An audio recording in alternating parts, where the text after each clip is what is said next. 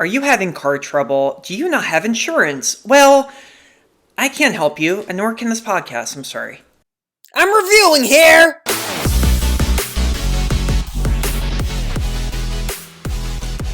Cars. I don't know anything about cars. One of my good friends was so freaking obsessed with cars growing up that he actually would speak in car like it was his own language. Yeah, I think I remember some of it. Goodbye was Chevy. Yeah, Chevy. And then hello, I think was oh my god, wait, what was hello? Oh god, I can't remember. Well, I don't remember that, but I do remember fuck, fuck, was Aztec, because Aztec was a very brief car that came out like in the 90s. But anyway, wow. Anyway, hi everybody, welcome to another episode of I'm Reviewing Here, a podcast where I, Matthew Bussey, watches and reviews Sight and Sound's top greatest movies of all time.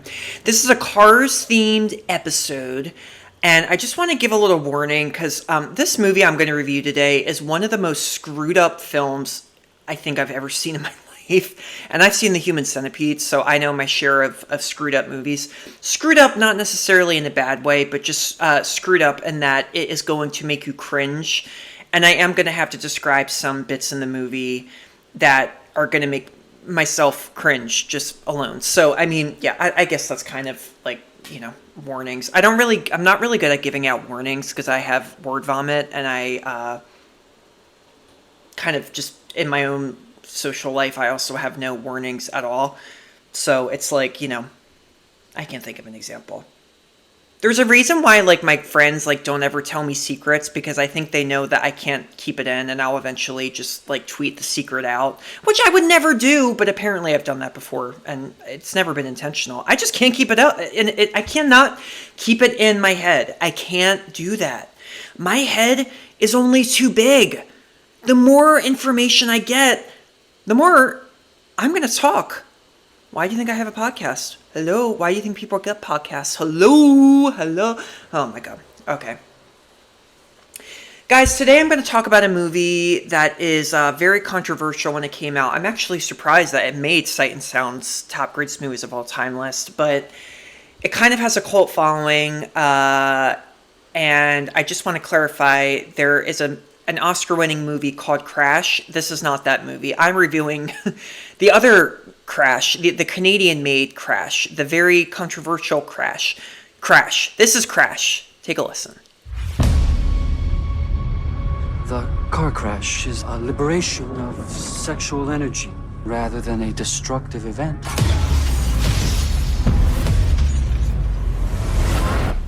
It's something we are all intimately involved in. The reshaping of the human body by modern technology. Were you badly hurt? Describe it to me. You coming?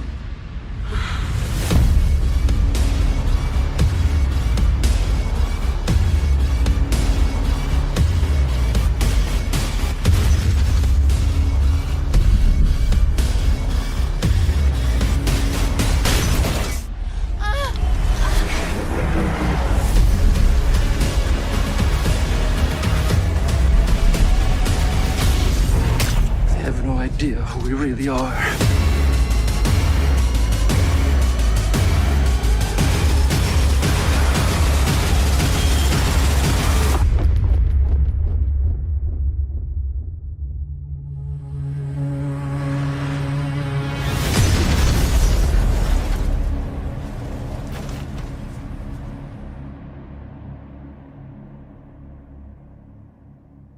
This movie is G-rated. It's okay to watch with your family, and it's on Disney+. No, do not watch this with your family. Actually, just don't watch this with anyone.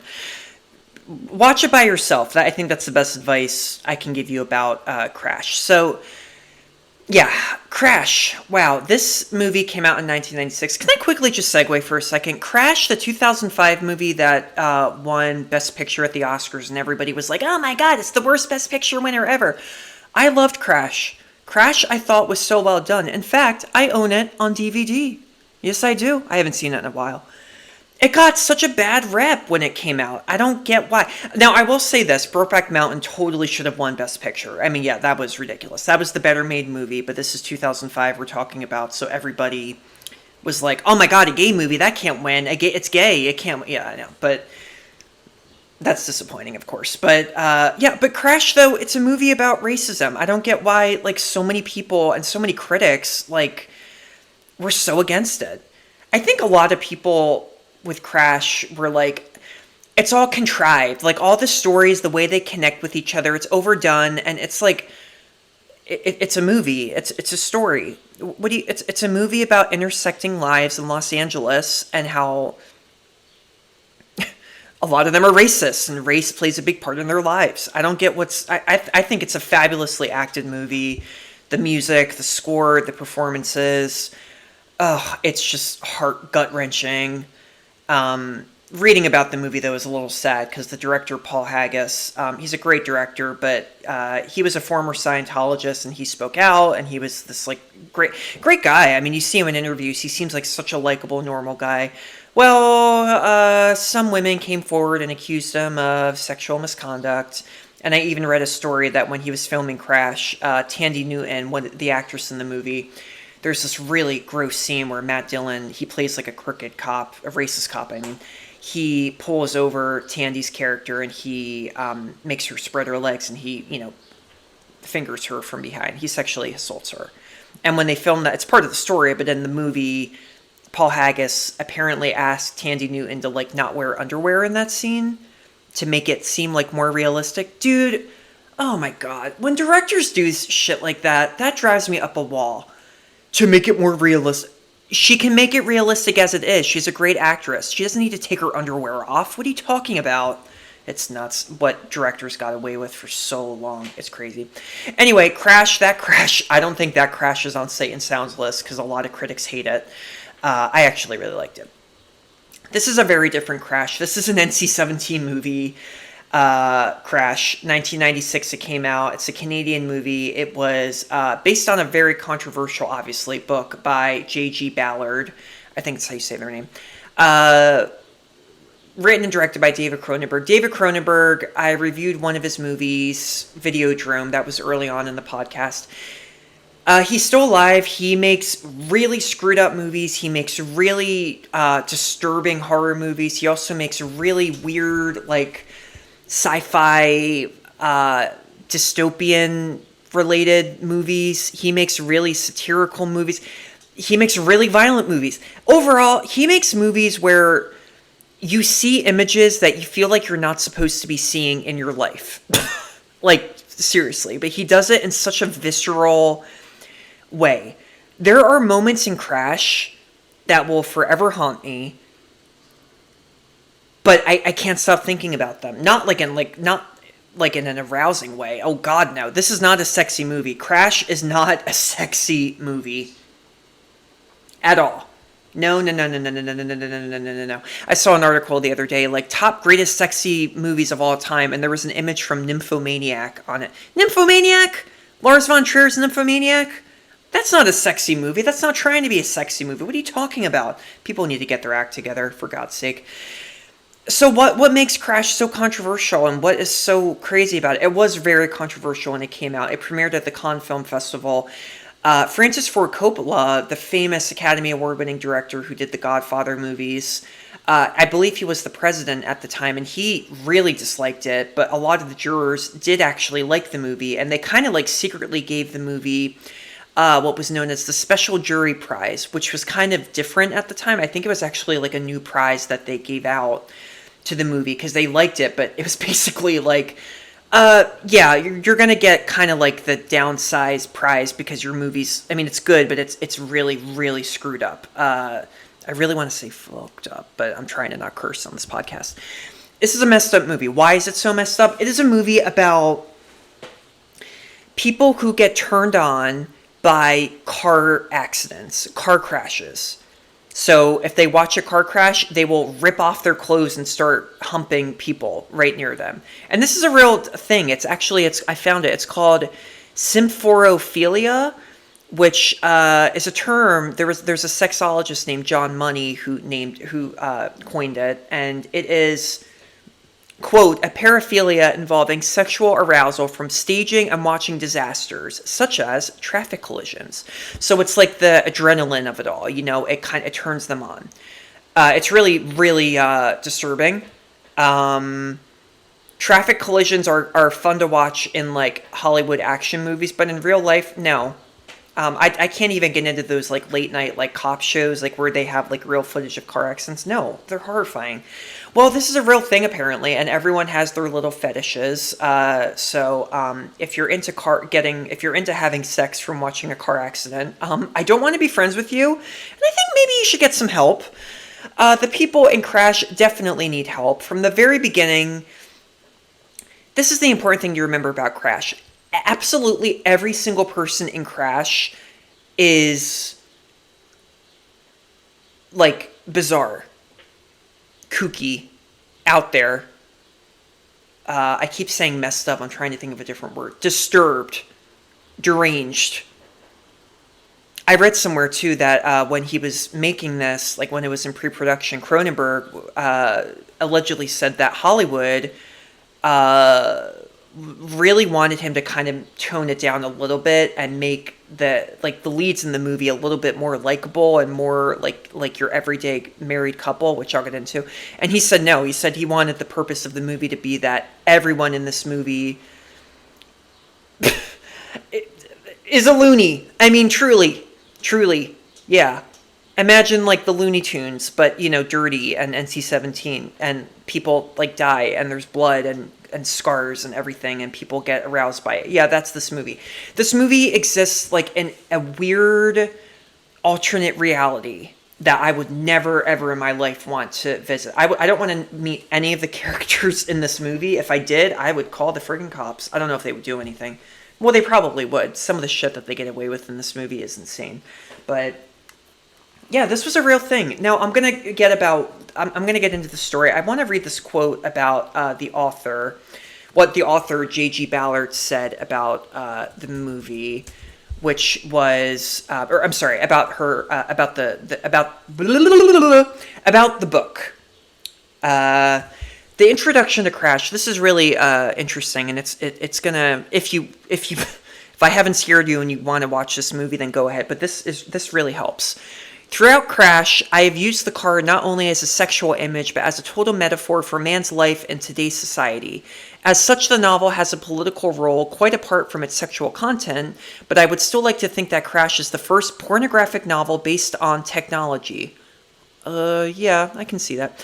In a sense, pornography is the most political form of fiction, dealing with how we use and exploit each other in the most urgent and ruthless way. Yeah, I can see that.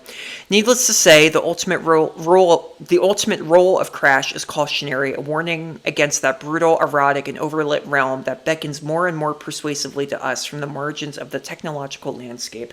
I can see that a lot. I wish I could speak that way or write that way. I freaking can. It annoys me. You see, Cronenberg in his movies, he is really, I said this about Videodrome, he's obsessed with, like, decay. Like, physical, bodily decay. He's obsessed with that. This isn't a horror movie, but he's done many horror movies where it's all about that. But Crash, there's a lot about Crash that is so vile and gross because it's about how society is becoming a decay. Society is decaying in and of itself, in a way, namely, people are getting turned on by watching car crashes. I mean, it's like that's where society has taken us. That's where technology has taken us, I think that's the interesting thing about this movie. Now, I don't know if I totally understand the whole technological part of the film. And when I say that, what I mean is, I guess the technology is cars, But cars have been around for a while. I feel like if this was a movie about like robots or like AI, it would be much more relevant in a way. But I don't know. Maybe when this came out, I mean, again, I don't know cars at all. Don't ask me any car names. I don't know. I'm serious. Cars and sports. I don't know any of them at all. The only sports person I know is Michael Jordan. Why? Space Jam. Duh. So I mean, Crash. I think the real message that Cronenberg and Ballard are really stating. It's just a plain and simple, we're all fucked. Technology is advancing and it's changing people, and it's messed up, and it's going to get worse and worse and worse. Boom. It's a very bleak, pessimistic story.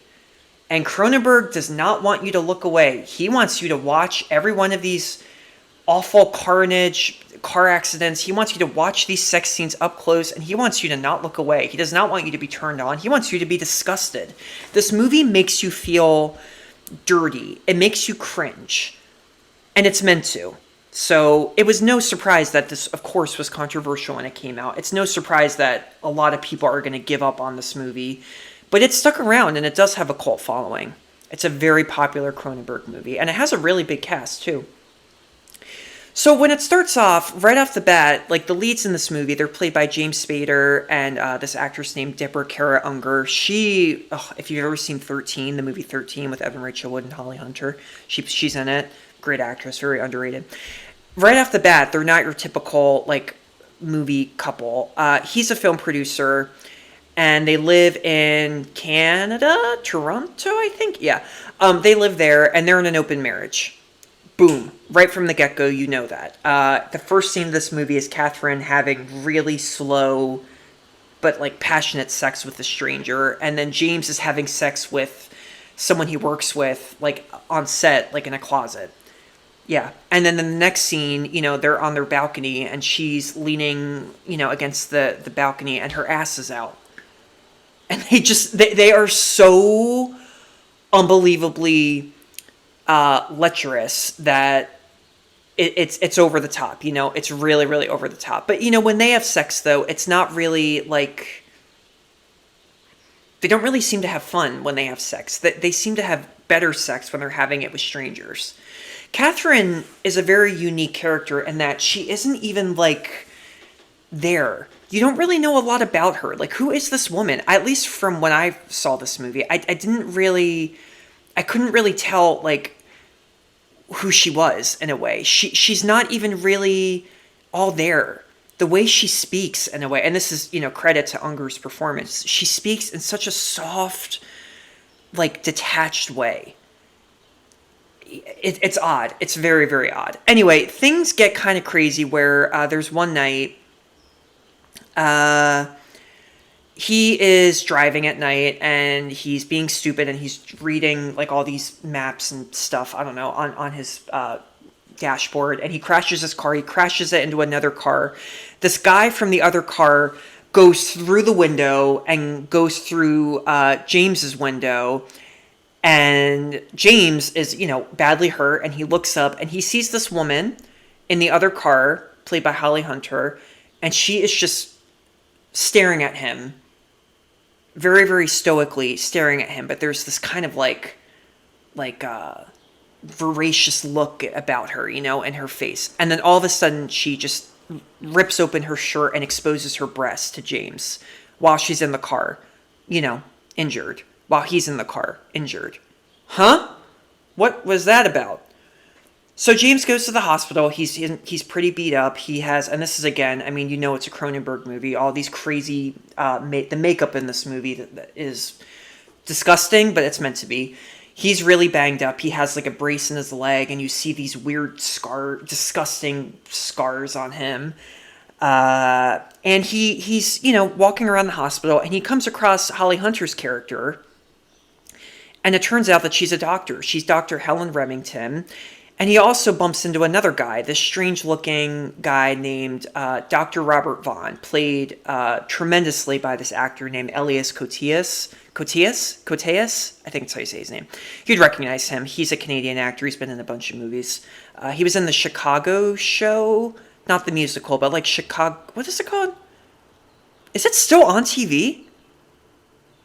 Oh my God, like Chicago Fire? I don't know. There's so many Chicago shows. Get another city.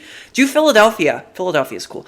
Yeah, but he meets him in the hospital, and this guy, he just goes by Vaughn. He's really obviously weird because this is Crash, and everybody's friggin' weird in this. And he's like very turned on by James's injuries. He kind of like looks at James, and I wrote this in my notes. He's like a curious dog.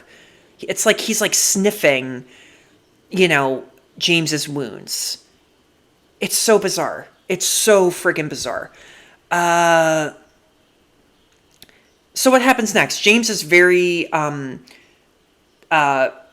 interested by Helen. What the hell is this woman? How does she know Vaughn?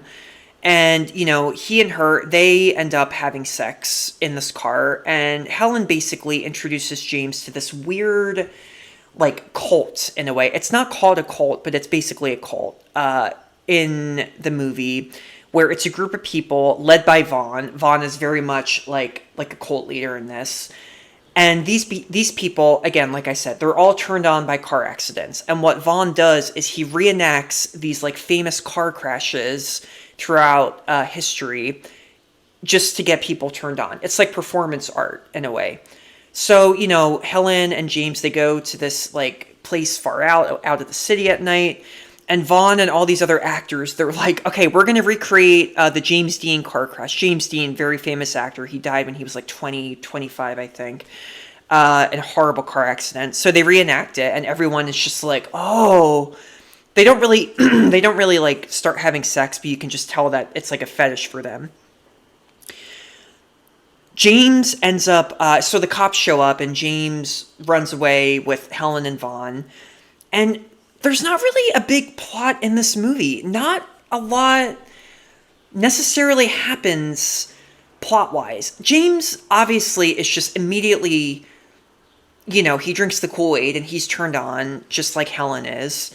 There are some more characters that come in. Rosanna Arquette plays another character in it named Gabrielle, who's like a core follower of Vaughn. Gabrielle also was in a horrible car accident, and she wears these leg braces, and she has this disgusting looking scar going up and down her leg.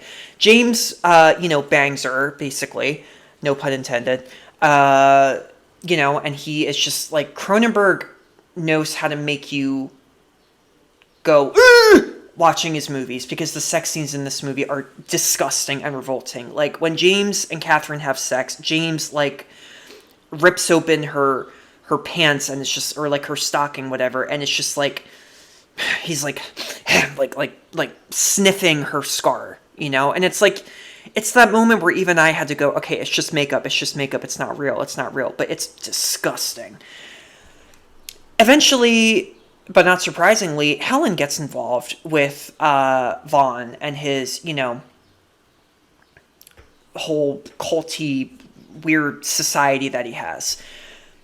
Vaughn and Helen have sex. They go to, James is driving, and they go to this they go to get their car washed, and, they go in, and everything is dark, and, there's the scene is so visceral. I use the word visceral a lot. A lot of this movie is, they're having crazy passionate, no, God, not passionate. They're just having crazy, like, disgusting, painful looking sex, and it cuts to like the next scene, and Catherine is like in a daze. She's just on her bed, completely naked, bruised from head to toe from what Vaughn did to her, but it was all consensual. She liked it. She liked the pain, and you can just see in James's eyes that he likes seeing his wife like this, so both of them are getting more and more, corrupted by this society, by Vaughn. So how does this movie end? Well, James has a lot of sex. With everybody. James and Vaughn eventually have sex. Big scene in the movie. This scene apparently angered both when it came out. Of course, it angered traditional, like, right-wing people who were like, gay sex, I don't want to see that in a movie. But it also angered a lot of the gay community, too, for a few reasons. Some people in the gay community actually wanted that scene to be longer between James and Vaughn, because it's actually a pretty quick scene. It's a disgusting moment, because Vaughn has just gotten a tattoo, and James is like, again, James likes to like sniff. James is like licking and like sniffing and like, just pressing his mouth against this new tattoo that he just got, which I'm assuming must be painful. I'm anti-tattoo. I can't get it. But apparently some gay people, they it's not that they weren't even just, they weren't like, they didn't like it because it was, you know, a disturbing scene. They just didn't like it because they wanted it to be longer. That's kind of weird. I don't know how I feel about that. But the other people, though, just the people who didn't like it, I mean, you know, I don't know. I'm kind of like on no side for this argument because both of these characters are just so unlikable and repulsive and repugnant and like gross. Yeah. So it's not even that they're having sex. It's just that they are who they are and that they're doing this so much. But more people have sex. Gabrielle, Rosanna Arquette's character, she and Helen also have sex in one scene. The end of the movie happens pretty quickly. So James and Catherine are driving and Vaughn is, kind of chasing after them behind them in his car. And it's kind of like a speed chase. And then James ends up crashing his car and he dies. And then in the next scene, Catherine and James are driving in separate cars. And Catherine is in front of James in her own car and she unbuckles her seatbelt. And James sees this, and then he kind of runs her off the road, and he gets out of his car, and he, she's on the ground, and she's badly injured, and she's bruised, but it's all very sexualized. Like she has like her leg, her dress is hiked up, and her legs are showing, and she says, he's like, "Are you okay?" And she just says in that very soft Catherine voice, "I think I'm all right." And then James really eerily says, "Maybe the next one, darling. Maybe the next one." And then they have sex. And then the movie ends. Oh. So basically, when he said maybe the next one, what he meant was, okay, maybe the next car crash, you'll feel, you'll feel worse. And I think what Cronenberg is really trying to say here, that these characters are just so out of their minds that it's going to just take them dying to feel, the ultimate pleasure, if you know what I mean. It's so over the top. It is so over the top. There is a sex scene between, and this is, again, this is kind of gross. There's a sex scene that is almost comical a little halfway through the movie where Catherine knows about Vaughn, and Catherine and James are having really long sex in bed. And Catherine just starts speaking about Vaughn to James, and she asks James to describe Vaughn to her, and she just says, "James, I can't imagine what Vaughn's anus looks like. Can you describe it to me?" And then she says more and more racy crap, like, "James, some semen is saltier than others." Ew! Oh my god. So, Crash, I've kind of said it all already. Do I recommend the movie? Yes, I do. I do. It's a daring movie. I love daring movies. I love, the statement that Cronenberg is trying to say. I don't know if I love how, and I think this is why it's going to be a hit or miss movie. The plot wise, yeah, it doesn't have a traditional linear structure, and also, it's just so overloaded with sex scenes that it almost, I think I get it that it's the point of the movie for it to be overloaded with sex scenes, but it doesn't really make it a likable movie, if you know what I'm saying. But at the same time, not all movies have to be likable. Cronenberg, this movie is all about how people are crazy. Okay, why did there need to be likable characters in the movie? No, his message is plain and simple. Technology is increasing, and people, psychology, there is psychology about people that we don't know. And very soon, people are just going to lose their minds. They're going to get so depraved with this shit that they're going to just end up dying, That's we know is going to happen to James Helen too, but James and Catherine in this movie. Totally. Everybody in this movie. Everybody. Society is just tearing them apart. It is ripping them apart. Yeah. Not a comedy, people. And it's not a happy movie either. And it's not a sexy movie. But it did make a big wave when it crashed. God, no pun intended again. I'm like pun heavy today. It did make a big splash, is what I meant to say. And of course, it was very divisive with critics. It has a 65% on Rotten Tomatoes. I think when it first came out, it just disturbed people on so many levels. But there were some people that loved it. Roger Ebert gave it 3.5 stars. He said it was a challenging movie, but courageous and original. A dissection of the mechanics of pornography. But I agree with what he said. He said, I admired it, although I cannot say I, quote unquote, liked it. It's very true. You can't like Crash. You can't like it. I don't really want to watch it again. This was actually the second time in my life I'd ever seen it. The first time I watched it, I remember as a kid, back when you used to get Netflix movies in the mail. Oh, TBD. Oh, it's not Thursday. Throwback, whatever day today this episode is airing.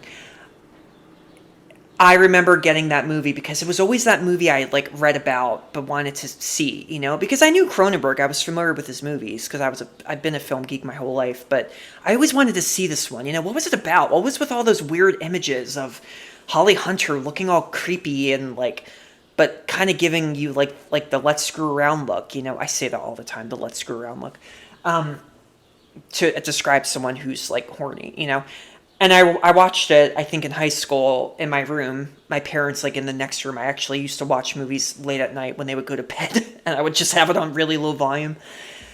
And this was actually the second time I had watched it. I don't think I could watch it again. It is just a little bit too much for me. But you know what? Movies are meant to be challenging. They are. And Crash does that all the way. What is the moral of Crash? Oh my god. Get help. That's the moral for a lot of movies I've reviewed so far, but Crash especially.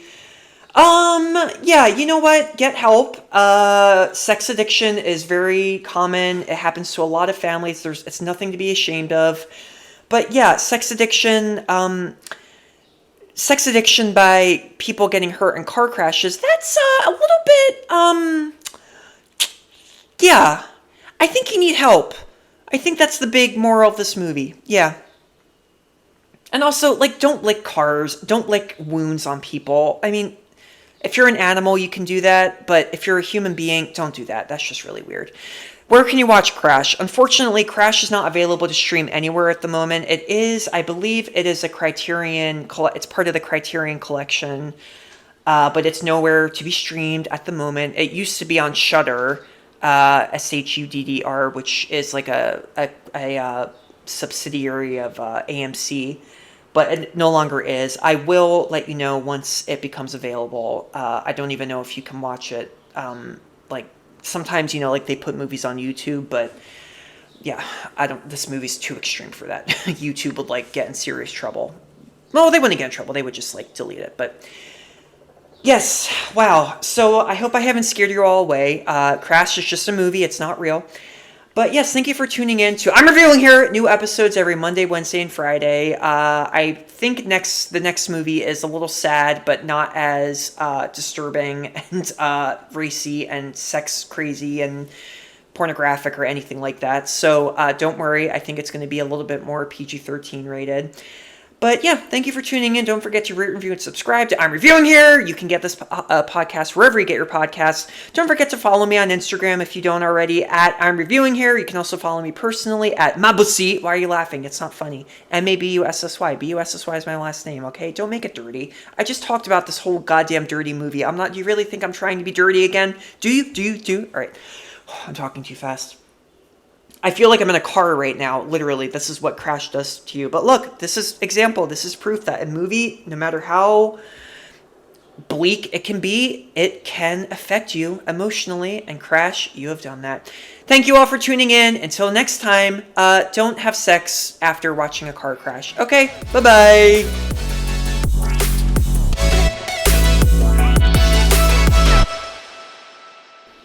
And before you go, if you like YouTube, or if you're just listening to your podcast on YouTube, you can also watch episodes of I'm Reviewing Here on my YouTube channel at I'm Reviewing Here.